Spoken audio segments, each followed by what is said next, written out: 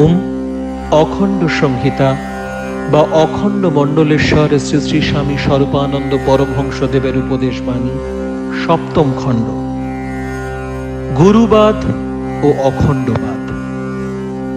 কথায় কথায় শ্রী শ্রী বাবামণি বলিলেন, দেখো, যতই কেন নূতন মত আর নূতন পথের তুমি প্রদর্শক হও না, পুরনো ব্যবস্থার সঙ্গে একটু হলেও আপোষ রাখতে হবে। পুরাতনের প্রভাবকে একেবারে বর্জন করা যায় না। আমি বলছি, গুরুবাদ জগতে থাকবে না, থাকবে শুধু অখণ্ডবাদ। অখণ্ড মন্ত্রকেই তোমরা গুরু বলে মানবে, গুরু বলে জানবে, অথচ আমি তোমাদের কাছ থেকে নিজের গুরুত্বটাকে সরিয়ে নিতে পারছি না।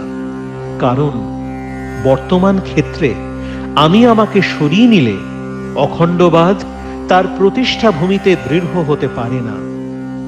শ্রী শ্রী বাবামণি বলিলেন, অথচ অখণ্ডবাদ যখন তোমাদের ভিতরে প্রতিষ্ঠিত হয়ে যাবে, তখন দীক্ষাদাতারা মন্ত্রের তুল্য হবেন না, হবেন মন্ত্রের অধীন। মন্ত্রের লক্ষ্য হবেন না, হবেন মন্ত্রের সমসাধক। ব্রহ্মদাতা পিতা হবেন না, হবেন এক বীর্যজাত গুরুভ্রাতা।